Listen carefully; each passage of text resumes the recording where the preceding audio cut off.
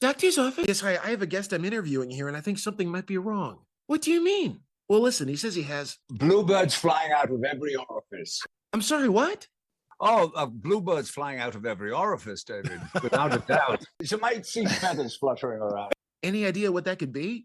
Oh, there goes another one. Oh, my God. I'm sorry, I have no idea. Oh, I'm sorry. That's just a very excited rock star that we have with us. I am David Coverdale from the infamous Whitesnake, and you're listening to those two debauched and decadent Dave and Shane. Oh, I just love them. Yeah. Yes. Oh, that's awesome.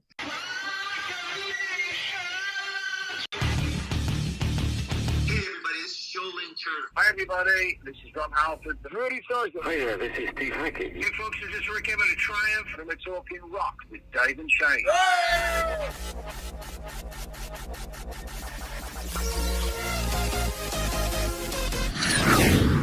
Oh, man, we are back in action, part 2 of our David Coverdale experience, the David Coverdale Whitesnake experience, brothers and sisters of the snake, as he says.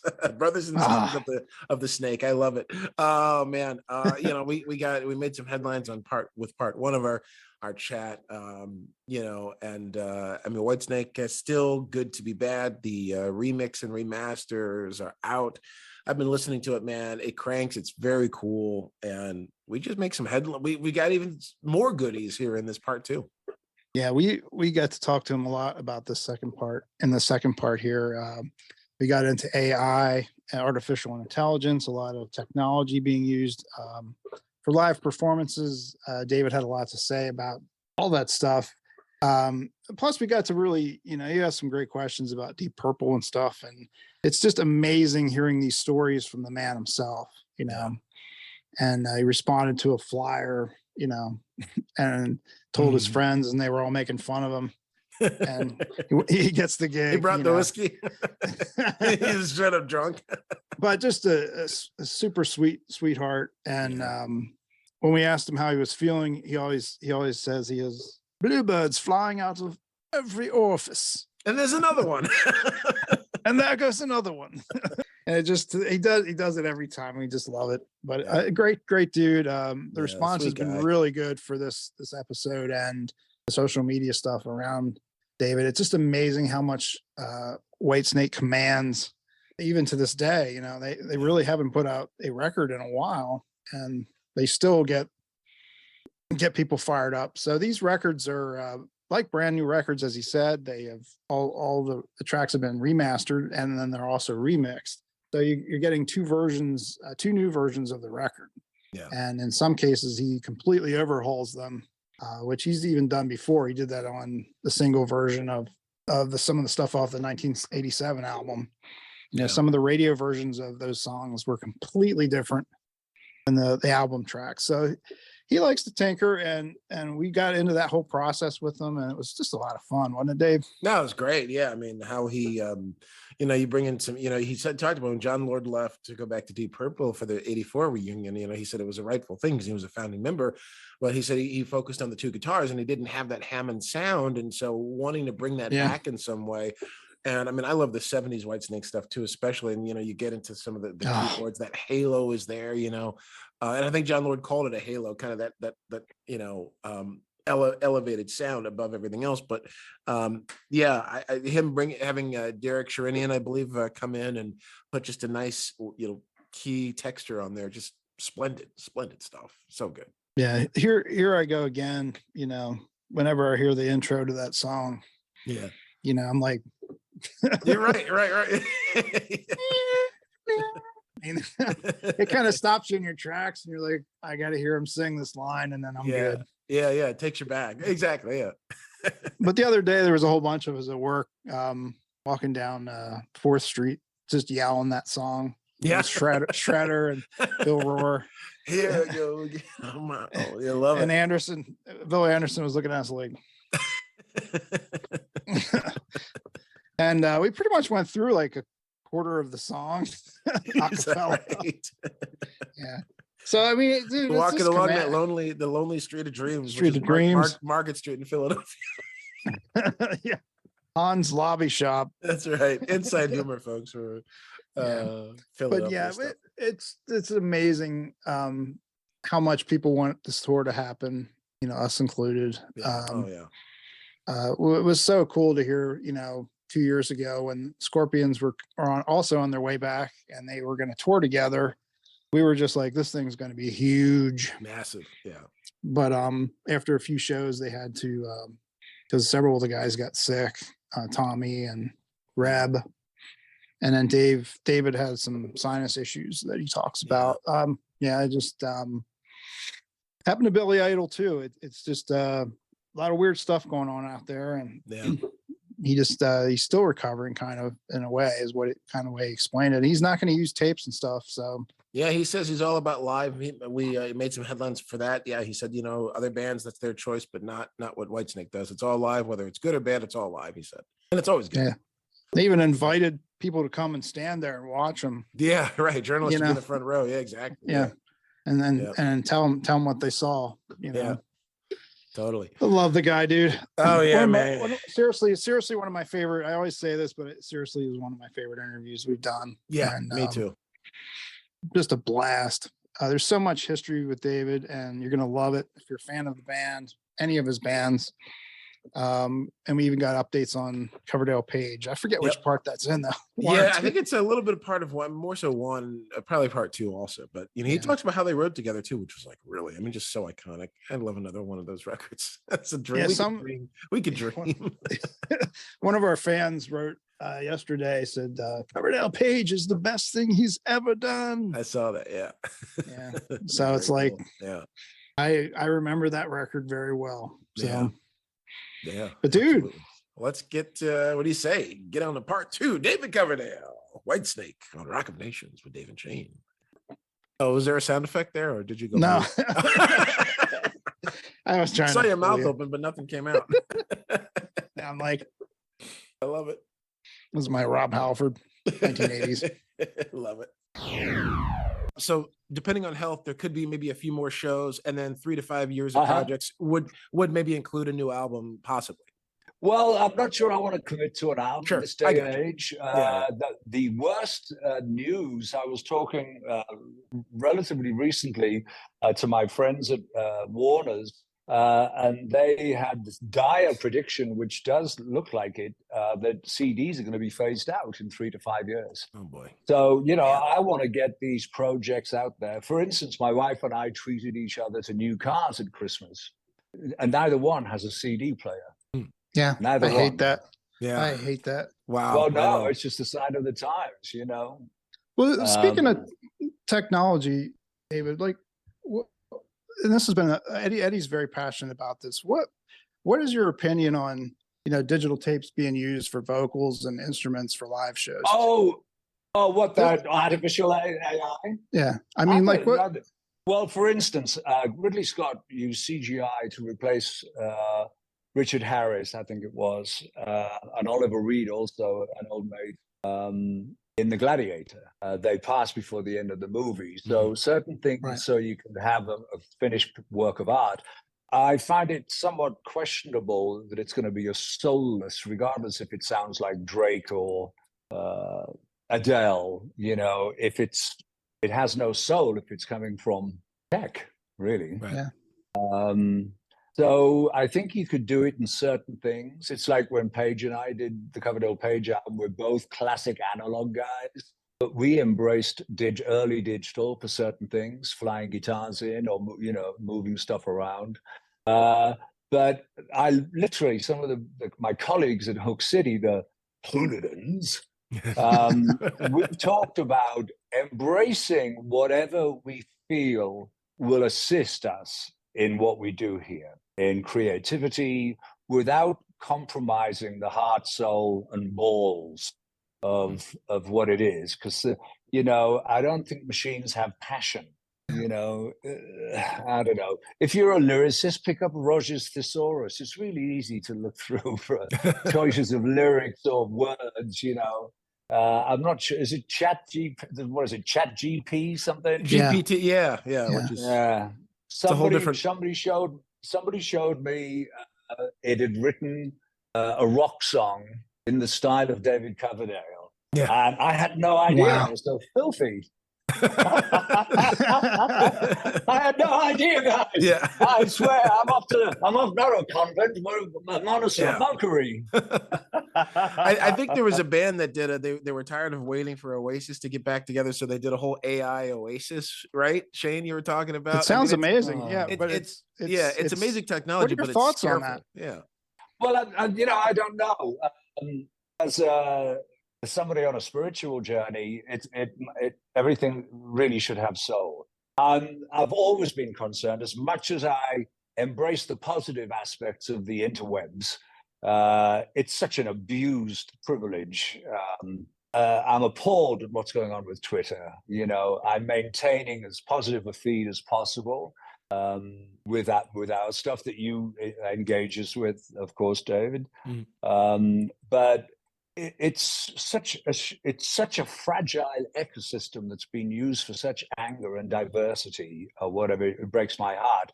So, of course, this is going to happen whether I like it or not. But I think I'm going to be able to tell you the difference between Otis Redding and an AI replica of that, or replicant, as they would say in Blade Runner speak. Yeah. But you see what I'm saying? Obviously, go ahead. Look, a lot of this technology that's coming out is incredibly positive. The aspects that I mentioned were, being able to respectfully and finish a project with integrity, as Ridley Scott did with Gladiator, and we were all blessed with this perfect movie. But I don't want to see a fake Harrison Ford performing. Right. It's interesting now how they de-age. I'm not doing too bad for 71 plus. Looking quite good, sir. Quite dashing as always. Quite good. But I saw somebody who went Botox, just one word, and I went bollocks, one word back. Fucking how dare you? Good living, mate. Good living. Yeah. It's going to happen or whatever. But I'd rather look at the more favorable, positive aspects of, if you I've just worked with a string quartet from Reno Philharmonic, and just to hear two violins, viola, and cello playing in the studio live, not synth pads, or regardless of how sensitive the keyboardist is, it was just a whole nother dimension. And even though you can recreate great synthesized strings, hearing the wood, the bow, and the string was just stunning for me. Yeah. Played with, passion. So that'll be, I'm almost giving the game away. We've got a nice surprise coming. Oh, tell us more, please. Now, well, we love these surprises. I mean, it keeps us so fired up, and boy, we can't wait. We hope we can, see you on the road again too at some point. Obviously, health allowing. I know there's been stuff. Oh, like, yeah. I think one thing that came to mind when Shane was talking about like technologies, like some tapes, like backing tracks, things like that. There's YouTube spies that'll watch like some bands and they say, wait a minute, there's a lead vocal, but the singer is not near the microphone. That stuff, Oh, yeah. Didn't know if you had a take on. I'm afraid I think that's happening a lot, unfortunately. Yeah. But that's somebody's choice. That doesn't happen with us. I remember years ago, somebody who should have known better had made a remark that they were shocked to see us using tapes. This is many, many years ago. Yeah. And nobody could be further from the fucking truth. Are you kidding? My band are great players and great singers. Simple fact. It got so ridiculous how it does with the viral internet. We invited journalists to come and stand at the front of the house and see that everything that was going on is live. But that is Whitesnake, and I got to tell you, you're getting live wherever you are, good or bad. It's live. Yeah. There's never been a consideration of tapes, but I do know a lot of my contemporaries embrace that. And good luck to them. It's not interesting to me. Listen, even when I'm making promo videos, I'm singing my nuts off. I can't pretend. How's the car doing, by the way? How's the old Jag? Oh my God, it's parked outside. We're donating it to a car museum it's going to be next to one of Elvis's cars. So I've got a boner for that one, you know. man. But you know, she's gonna have a good heart. It was great getting her out of storage, getting her cleaned up for the "Shut Up and Kiss Me" video, which just freaked the fuck people out. You know, it was so cool. Such a sexy car, but getting in it, dude. You know, like 30 years later or whatever more. Oh my God, there's a cassette player. The big clunky in-car phone, you know, giant chunk of wood, you know, whatever. It was so bizarre. But it's a sexy girl, and I've had a lot of offers for it over the years. But I think the musician's going to be great because I think a lot of people will have fun taking pictures. It's such an iconic vehicle, you know, like the ZZ Top Roadster. You know, it's got a special energy of its own. You know, so it's literally parked outside. I swear to God, it was breaking our hearts. We've just had the longest winter, I think, on record. It's literally just now turning into spring. But that poor girl, covered up, of course, was just covered in 10 feet of snow for most of the last couple of months. So little body work, I think. Yes. You need to come to the East Coast after 10 months out of the snow. The East Coast, we had no snow this year for the first time in I don't know how long. We didn't even have a flake. Well, Europe had scant. I mean, but you see, like California, you pray for rain. You know, be careful what you ask for. You know, pray for a limited time of rain, not 15 atmospheric rivers. Jesus Christ! I could canoe down to my house in Malibu. Oh man! You know? I know you're a big fan of Spooky Tooth. Oh my God! Yeah, where did that come from? I don't know. I love reading about. Have you ever covered them? Have you ever covered them? Oh God, yeah. I did a small radio show for Planet Rock to promote the last year, and I just played music and I had like a segment of songs I played in local bands. One of my local bands, a small segment, and then we play that. And Spooky Tooth, Sunshine Help Me, Better By You, Better By Me. I didn't know him in Mick Jones of all things. I didn't know that one. I knew Luther Grosvenor and Ariel Bender. But I loved, God, Mike, you're blanking me now. They had the two fabulous Gary Wright on keyboards on one side of the stage.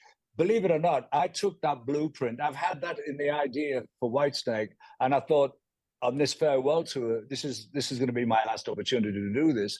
So I got in touch with Dino and said, "Do you want to do this tour with me?" So I'd have a Spooky Tooth keyboards on either side, not playing the same stuff. It's like I don't want the guitars playing the same stuff. So literally, Whitesnake was the orchestra I dreamed of, you know, for this last run. And it's going to be a beautiful video and CD without a doubt. Wow. But I'm blanking on, Gary, of course, had this lovely high voice, great powerful falsetto in Spooky Tooth. And the other guy was Mike, somebody, he had the guttural, the grittier voice, more David Coverdale style voice. But yeah, I was a big fan of that band. I told you know, when I worked with, when I got to know Mick Jones, I didn't know him from that time, sadly, you know. Oh man. Yeah, it was, amazing 60s band, some of them, just fantastic. Amazing. Yeah. Yeah, how they evolved and how Mick Jones evolved and you know, going into the 80s and just producing. And, I mean, that was the sound. Writing. The writing. We talked about it several times, but it was just impossible to get that. You know, I love engaging. You know, it's when people say, "Oh, I'd love to write a song with you. I'd love to write a song with you too." But really, I like to keep it in house. You know, encourage the people I'm working with to do that. One idea of doing a farewell studio album would be to invite former Snakes to participate, dependent on schedules and you know, it's not. You can have your wish list. There's no question at all.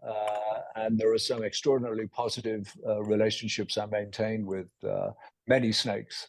And I'm grateful for all of them, you know, for what they brought to the party. Oh man, hell of a party! It's going to be amazing. Yeah, Jesus! I'm trying to get Glenn Hughes up so we could just do a video for the internet and talk about our. You know, he was in Deep Purple before, a couple of months before I got the job. You know, but we became the Unrighteous Brothers, and we have super supportive relationship. I love him dearly. He's a bluebird, extraordinarily gifted man. And he's other than Richie, who I have a dialogue with his very beautiful wife, because Richie won't you don't talk to Richie about technology, Shane. Well, I know his wife will do his emails for him. But, stay in touch. I wished him happy birthday recently. I mean, it's extraordinary. Him and John Lord, God rest his soul, were like the best university professors I could have ever wished for, in order to sit at their feet and learn, and still utilize stuff that I learned from those guys. Yeah. Well, another person, Roger Glover. I didn't know about this record. It was 1974. It was the Butterfly Ball and the Grasshopper's Feast. And I recently found a copy of it, and you're on it, and you sing Behind the Smile. Behind the Smile. I'm the wolf, I think. Or something. How was it making that record? That's a very Beatle-esque type project. I'm trying to remember where I was. Like, I remember doing the concert at the Albert Hall. I was a child flown in for a charity thing because he got me off, by making that gesture, got me off 3 months in jail in New Zealand. Yes, he flew at his own expense from Los Angeles to London for charity. Oh, don't put him in jail. All I did was use bad language in public and ask an audience of 35,000 to do the same. So why would you be put in jail for that? I don't know where we were going. What was that one, Shane? Just about what was it like working on that album, The Butterfly Ball? It was just an in and out, a bottle of cognac, and I was either in LA or Munich at that time. I'm a fully paid up member of the Craft Club. Can't remember a fucking thing unless it's, You don't remember working with Ronnie James on that, do you? Yeah. No, but we had Elf. I met Ronnie 73, 74. Wow. God bless him. He was with Elf, who became Rainbow, but they were on Purple Records. So we would take them all over the world as an opening act. Them and a group called Tucky Buzzard. But we didn't have the same connection. I'd known Ronnie for 2 lifetimes. We're doing a special on Ronnie. What did Ronnie mean to you as a singer, as a writer, as a performer? Oh my God, it's fabulous.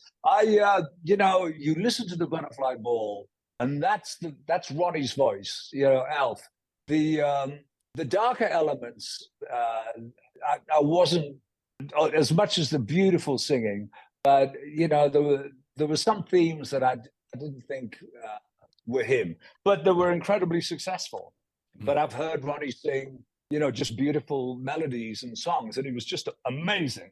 But he made a super career and gave me 2 guitarists. He said, "What am I doing?" He said, "I'm finding a guitarist, breaking him in, and then you take him." With Vin Campbell, Campbell and Doug Aldrich. Yeah. Sorry, Ron. Sorry, not sorry. That's awesome. Yeah, that's great. Wow. Everybody wants to be a snake, Shane. Come on. I know. It's the snake show. It's like being a fucking Wilbury, If you need a validation of being great and sexy. Once a snake, always a snake. That's right. That's it. That's true. That is true. Yeah. Go ahead, Shane. If you weren't a singer-songwriter, David, would you still say that music is life to you? If I was a singer-songwriter, forgive me. If you weren't a singer-songwriter, would you still say that music is life to you? You love it that much? I can't even embrace that hypothesis to be honest. It's just been part of me forever.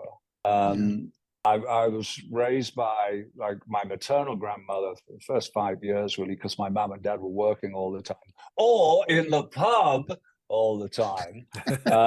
So I was raised, Tanya O'Callaghan and I would be singing Irish Rebellion songs to each other. I couldn't, whatever you do, don't sing them in front of your dad. Although that's not a good impression of my nana's voice. But the sentiment was the same. Don't let your dad know, because he was Church of England.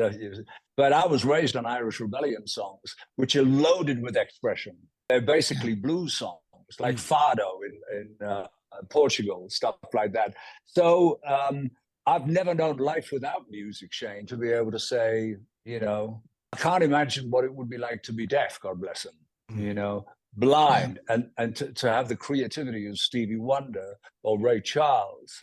But not see colors that you're talking about. It's still experiencing the touch and the love and the physical intimacy, but not being able to see the beauty. But you are creating beauty in your mind's eye. Nobody personifies it better to me than Ray Charles and Stevie Wonder, for God's sakes.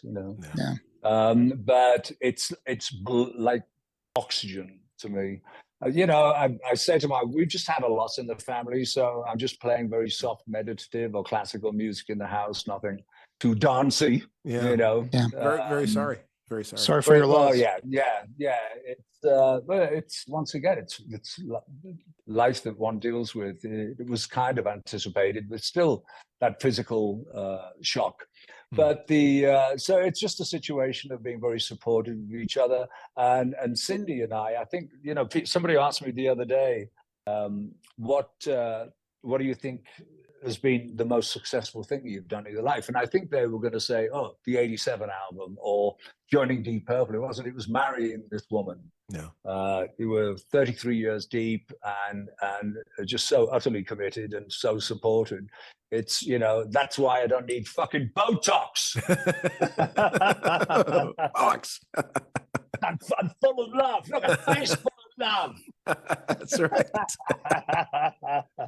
Well, you got the fresh cut too, so.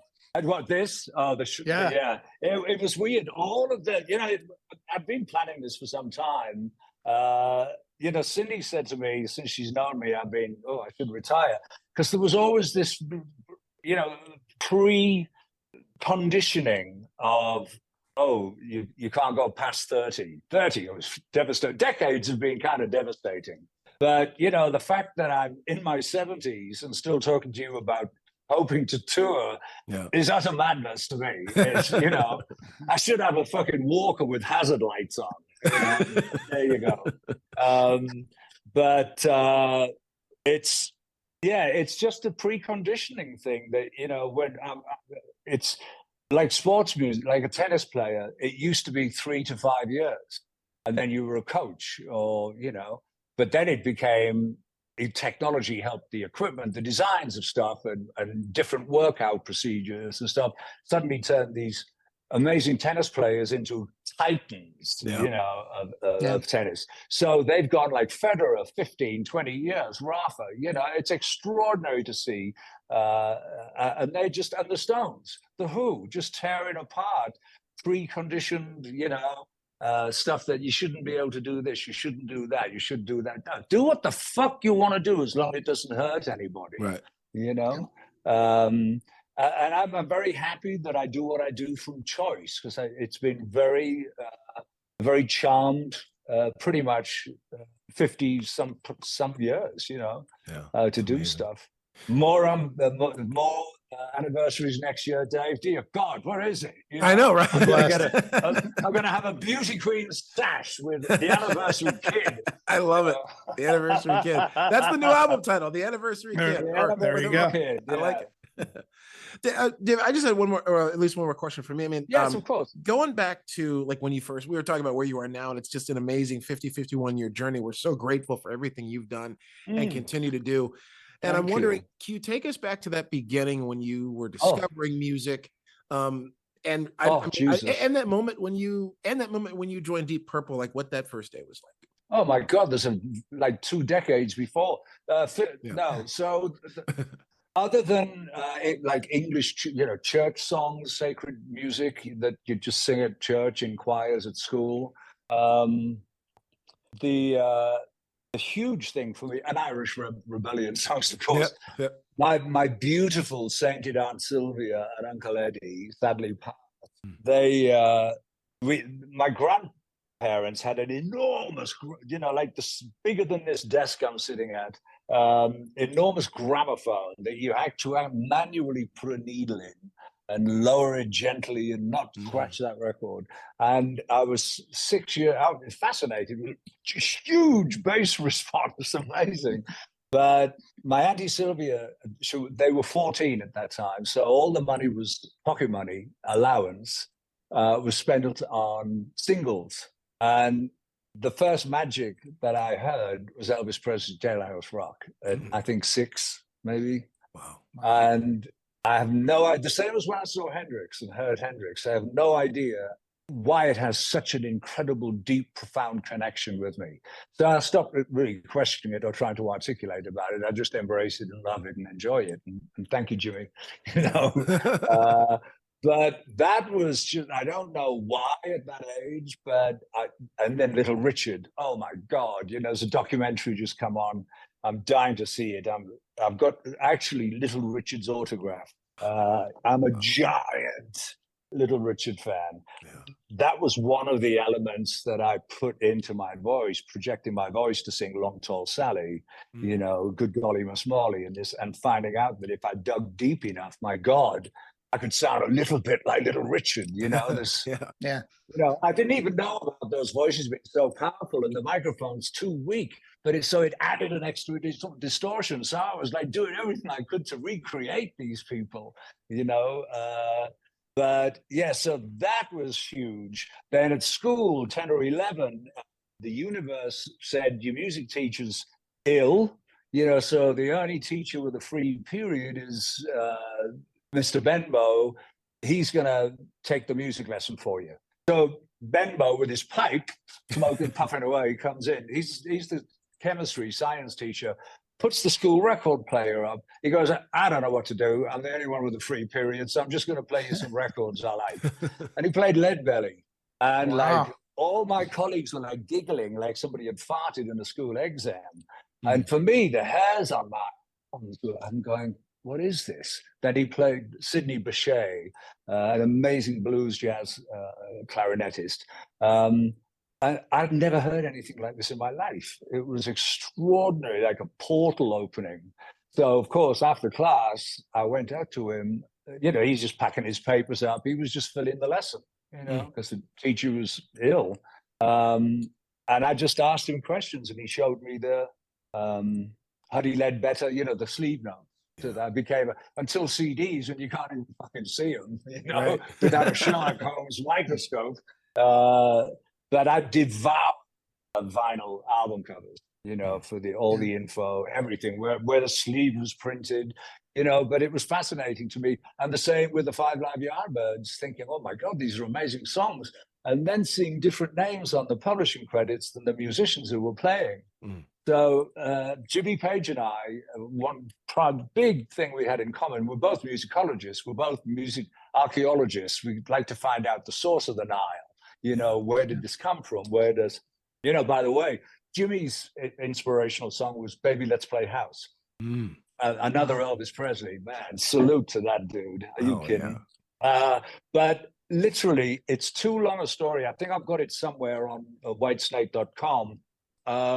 I've been working in a boutique because it was the only gig I could get that I could keep my hair long.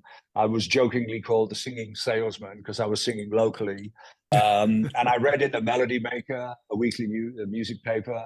There was a picture, I can see it now, a picture of John Lord. It was almost like the Monty Python thing, but with clothes on, you know, his back to the camera, sitting at an organ. And he goes, Deep Purple, the little thing said, Deep Purple are still looking for a singer and are considering unknowns. I folded the paper, put it down, locked the shop, walked around to a phone box, and called my local manager, who I'd known had booked Deep Purple in a local venue. And I said, I'm thinking of going after the job with Deep Purple. Well, when he stopped laughing, he went, you serious? He said, all right, well, call me back at 6. So I went back to work. I just got on with the day. Boutique, this was selling fashionable clothes. So 6 o'clock, I call him. He says, you have to send a picture and a tape. You know, I said, I don't have a picture and a tape. And he said, no, well, forget about it. The management want a picture and a tape. So I went down to my mother's and got a picture of me as a Boy Scout. True story. You know. And the accompanying letter was, Dear Deep Purple, as you can see, I'm always prepared, you know. So he's got this. He's got, and he called Rich, he said, and he's got a sense of humor too. And the only tape I had was with a group called the Fabuloso Brothers. where I was pretty rat-ass drunk, and that was exactly what Ian Pay said, because that Yeah. he picked up that selection of tapes, went home, and he called Richie and he said, I think we have somebody here. He's got a great tone. He's rat-ass drunk, mind you, and he does have a sense of humor. And I was the first one they auditioned. Wow. Keep the bottle passing along. Mind-blowing. That is well, I also took the whiskey. Yeah. So they're sneaking in and said, John Lord found me, then Glenn Hughes, and we finished a bottle of bells. I love that. I had to ask. I've always wondered about like that beginning when you joined Purple. Such a great story. Yeah, that's awesome. That's great. So you gravitated towards the Stones rather than the Beatles and Zeppelin well, at first, yeah. over Sabbath? I'll tell you what got me in the Beatles, I think, was Shea Stadium on broadcast on BBC. Before that, I was the Pretty Things, Yardbirds, early Stones. And it was weird in those days. It was like soccer teams, you know, you couldn't be a fan of both. Whereas now I'm a total fan of both. You know, I applaud Keith and Mick writing amazing songs still. And in those songs, there's only a few I can't find traces of their R&B and love of blues. And, you know, it's like talking to Keith many years ago. He said, so many of these bands have got rock, but they've got no roll, you know? So it was a conscious thing for me. That's the sexuality of it, the groove. You know, I'm not just interested in being in a rock band. I want to be in a rock and roll band, you know? And it's original expression for sex in the old blues and jazz community. That's right, yeah. That's right. So no more rock and roll. Nothing's really changed, darling. Nothing. The more they change, the more they stay the same, indeed. Wow. We're just pumped. I mean, still good to be bad. This is a smoking record. I remember when it came out originally, and it's just killer. 4 CD Blu-ray collection available April 28th, folks, boys and girls, as you would say, David. Just get that right away. Newly remixed versions of Can You Hear the Wind Blow? All I Want Is You, Smoking Tracks. Oh my God. David, we're so grateful. We're so glad. Bless your heart. With you. We're just so grateful. An absolute treat for me too, boys. Have a great summer and take care out there. And thanks for taking the time to talk with me. Thank you, sir. Oh, I just love them.